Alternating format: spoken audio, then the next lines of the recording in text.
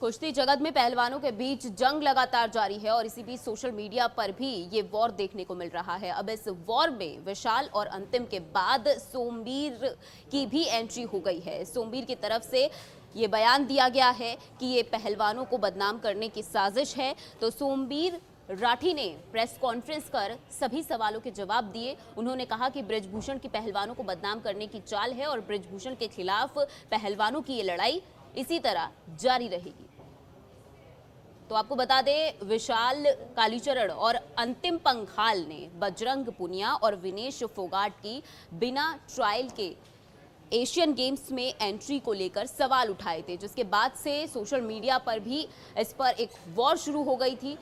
लगातार बयानबाजी चल रही थी। इसी बीच अब सोमवीर राठी की इस सोशल मीडिया वॉर में एंट्री हो गई है। उन्होंने इसे लेकर क्या कुछ कहा, सुनिए। कोई भी लड़की ऐसा काम करेगी नहीं और शुरू दिन से वो पीछे लग रहे हैं। तो फिर उसके बाद में भी उन्होंने बोल दिया 53 किलो और 65 किलो में हम स्टैंड बाई के लिए ट्रायल लेंगे।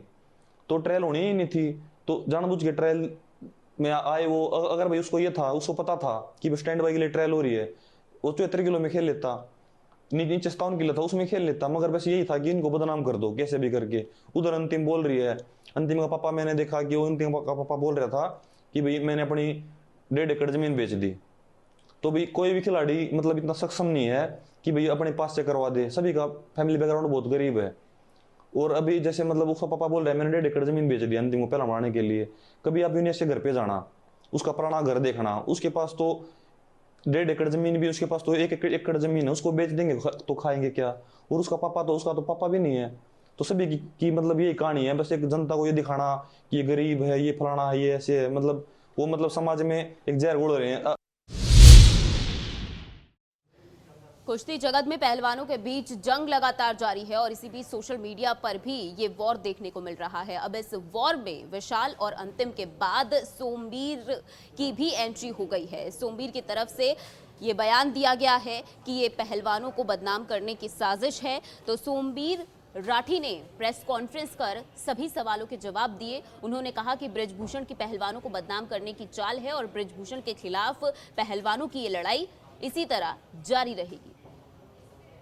तो आपको बता दें, विशाल कालीचरण और अंतिम पंघाल ने बजरंग पुनिया और विनेश फोगाट की बिना ट्रायल के एशियन गेम्स में एंट्री को लेकर सवाल उठाए थे, जिसके बाद से सोशल मीडिया पर भी इस पर एक वॉर शुरू हो गई थी।